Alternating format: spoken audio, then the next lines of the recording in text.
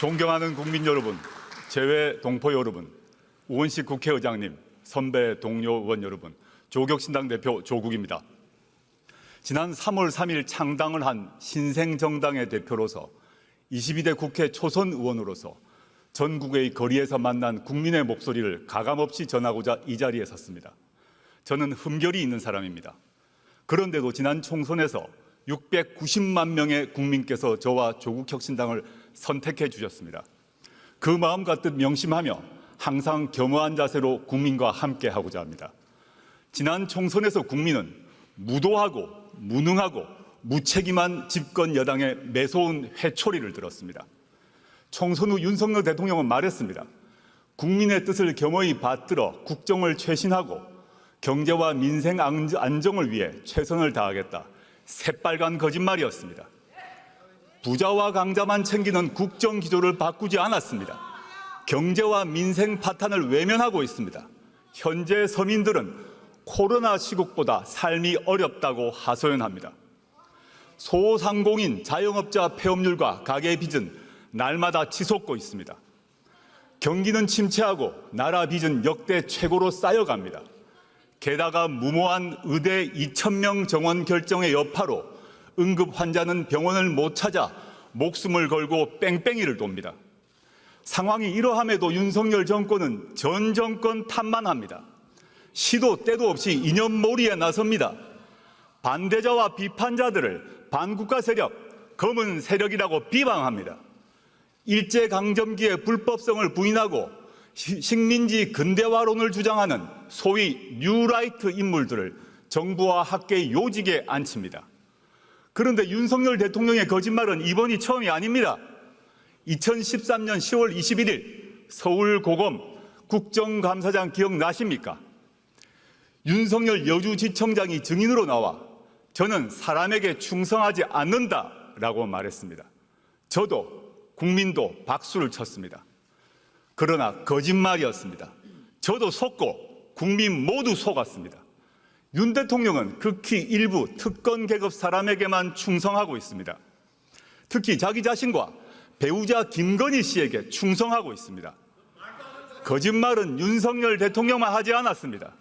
2021년 12월 26일 김건희 씨는 허위 경력 논란을 사과하며 말했습니다.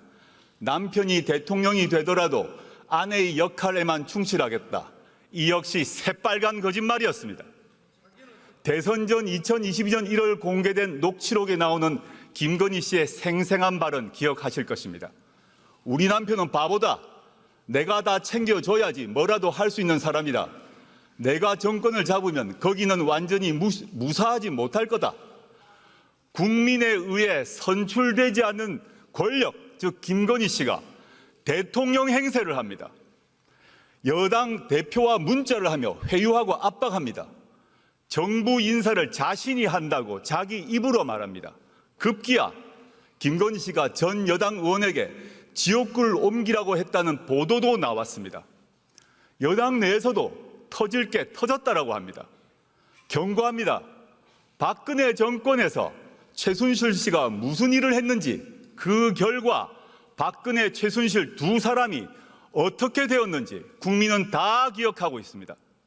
어떤 부적도 어떤 무당도 막아주지 못할 것입니다. 존경하는 국민 여러분, 그리고 선배 동료 의원 여러분, 윤석열 대통령은 검찰총장 시절 자신이 이끄는 검찰을 이렇게 자랑했습니다. 살아있는 권력의 비리를 눈치 보지 않고 공정하게 수사하는 검찰. 그런데 자신이 최고의 살아있는 권력이 된 후 검찰은 어떻게 되었습니까? 어느 주가 조작 사건에서 공범이 유죄 판결이 났는데 전주가 소환도 기소도 되지 않습니까? 어느 공무원 배우자가 300만 원짜리 명품백을 받고 무사히 넘어갑니까? 어느 피의자가 자신이 지정한 곳에서 조사를 받습니까? 어느 검사가 수사하러 가서 휴대전화를 피의자 측에 제출합니까? 이 정도는 수사가 아니라 접대입니다. 반면 전 정권과 야당은 사냥하듯 수사합니다. 원래 겨누었던 잘못이 안 나오면 나올 때까지 먼지떨이 수사를 합니다. 원래 사냥감이 잘 안 잡히면 가족, 친족, 지인을 텁니다. 그리고 일방적 피의 사실을 친검 언론에 흘립니다. 어디서 많이 본 모습 아닙니까? 바로 15년 전 노무현 대통령님의 비극이 발생하기 전과 똑같습니다. 게다가 윤석열 대통령은 자신이 검찰총장 시절 대변인이었던 이창수 검사를 서울중앙지검장에 임명했습니다. 현 김주현 민정수석이 법무부 검찰국장 시절 검찰과장이었던 심우정 검사를 검찰총장 후보로 지명했습니다. 이유가 무엇이겠습니까? 검찰을 더욱더 수적으로 부리겠다는 것 아니겠습니까? 한편 윤석열 대통령은 자신이 나온 충암고 인맥으로 군과 경찰을 장악하고 있습니다. 김용현 국방부 장관은 물론 여인형 방첩사령관, 박종선 777 사령관 등 군내 정보 개통을 충암고 라인으로 다 채웠습니다. 경찰 인사를 하는 이상민 행정안전부 장관 역시 윤 대통령의 충암고 후배입니다. 충암고는 윤석열 정권의 하나회로 자리 잡을 것입니다. 윤석열 대통령에게 경고합니다. 아무리 모든 권력기관을 주머니 속 공깃돌로 가지고 놀더라도 국민의 마음을 잃는 순간 그대는 나락으로 떨어질 것입니다. 존경하는 국민 여러분, 선배 동료 의원 여러분, 창당 이후 만났던 국민의 목소리를 전하고자 합니다. 이태원 참사 희생자 고 이상은 씨의 어머니는 딸의 생일날을 맞아 김치찌개를 방문객에게 대접했습니다. 제 손을 꼭 잡아주신 어머니께서 무슨 말씀을 하셨는지는 짐작하실 것입니다. 지난해 수해 현장에서 숨진 최혜병의 어머니는 일주기를 앞두고 편지를 썼습니다. 저희에겐 하나뿐인 외동입니다. 사람들은 아무도 모릅니다. 얼마나 힘든가 고통 속에 살고 있는지. 어머니는 애끓는 심정으로 진실을 밝혀달라고 요구합니다. 대구에서 만난 전세 사기 피해 젊은 신혼부부는 울먹이며 말했습니다. 평생 모은 돈이 다 날아갔어요. 이제 우리는 어디 가서 어떻게 살아야 합니까? 저와 조국혁신당은 고통받고 분노하는 국민의 도구가 되고자 합니다. 총선 때 광주 충장로 우체국 앞에서 유세를 준비할 때였습니다. 한 어르신께서 제 손을 잡으시며 말씀하셨습니다. 견뎌주어 고맙네. 살아남아주어 고맙네. 이제 잘 싸워주게. 지난달 말 전남 곡성과 영광을 방문했을 때도 똑같은 말씀을 들었습니다. 지난 윤석열 정권 2년은 대한민국의 잃어버린 2년으로 기록될 것입니다.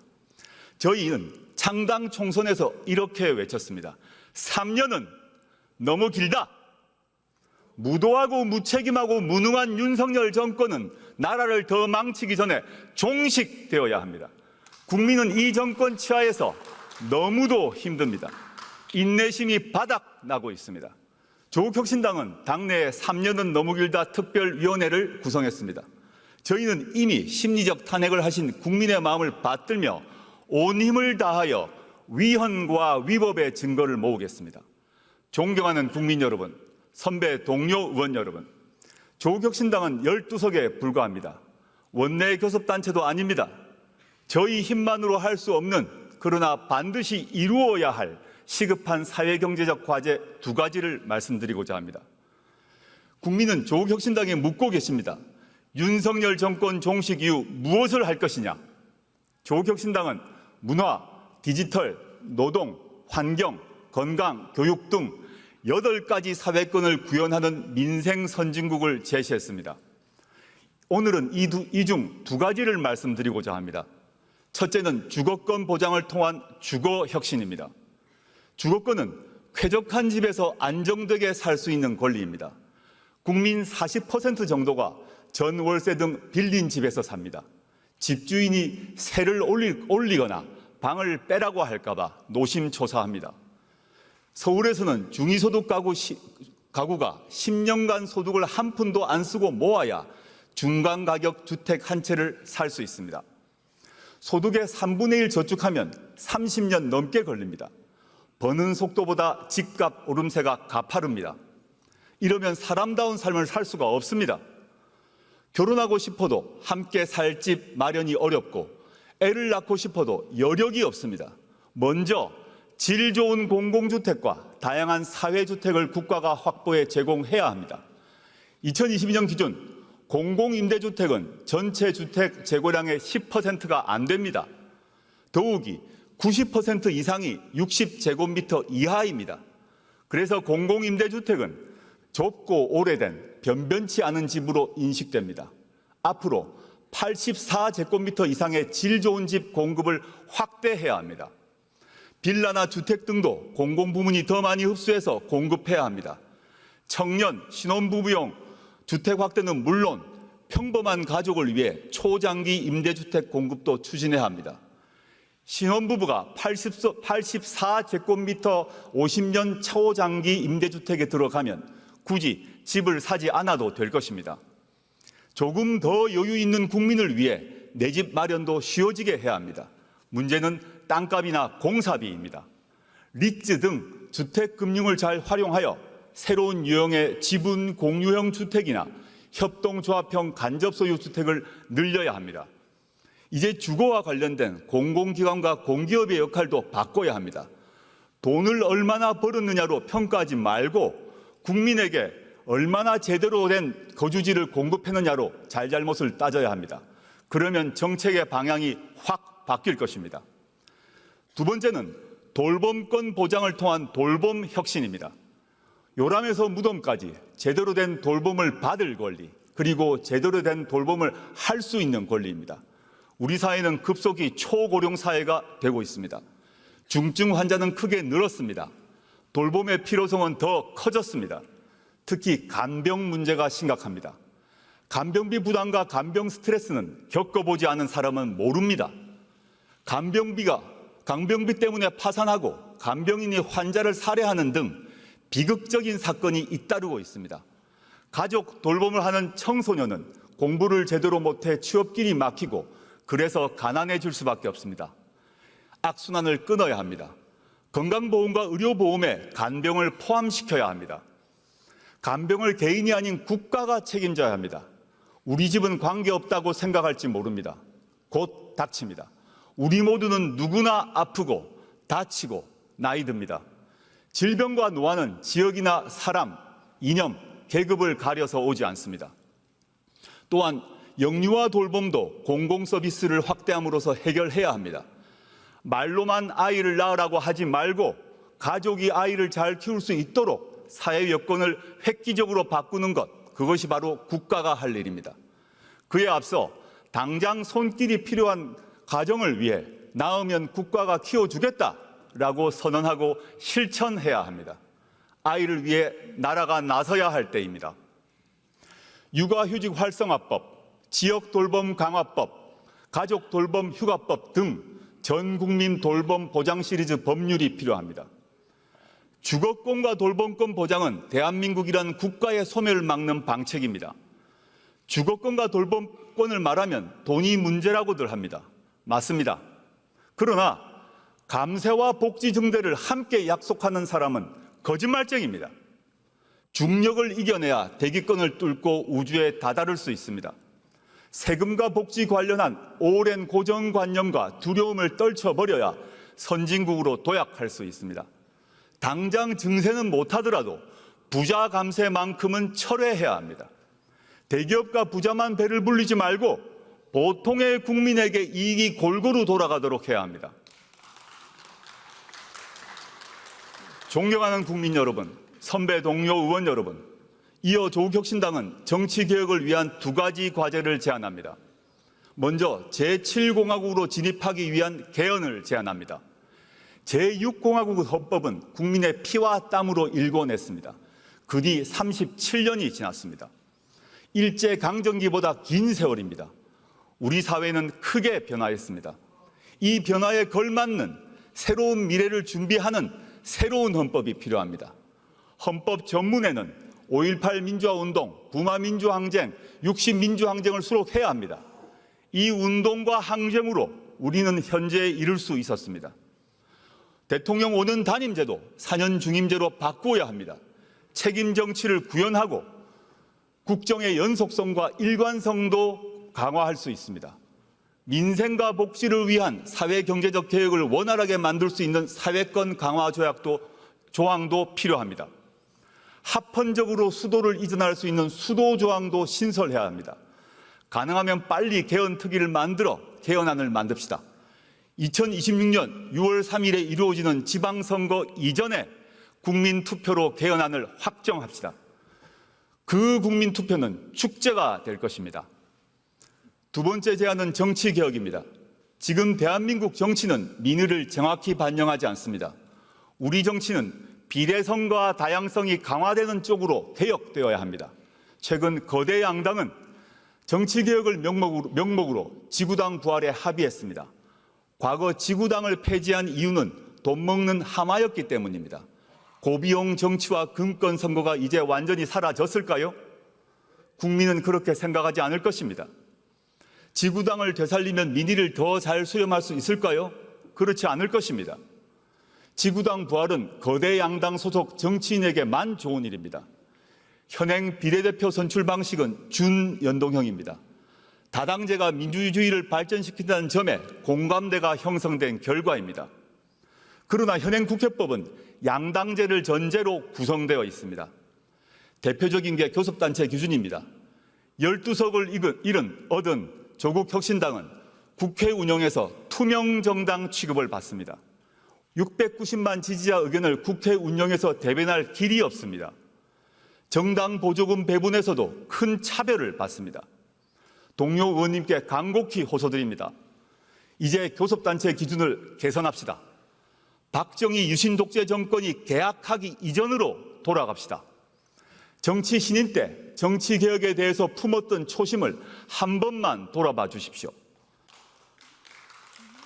존경하는 국민 여러분, 그리고 선배 동료 의원 여러분, 우리 국민은 교양과 품격 있는 지도자를 가질 자격이 있습니다. 절대된 국가 권력을 가질 자격이 있습니다. 주거와 돌봄을 걱정하지 않아도 될 자격이 있습니다. 조국혁신당이 쇄빙선이 돼 깨트리겠습니다. 조국혁신당이 예인선이 돼 이끌겠습니다. 4년 뒤 22대 국회가 끝날 것입니다.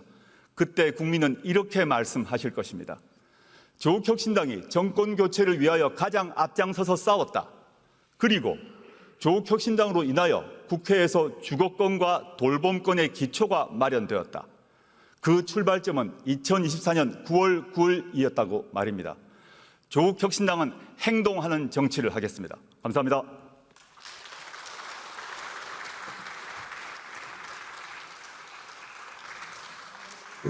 네, 조국 대표 수고하셨습니다.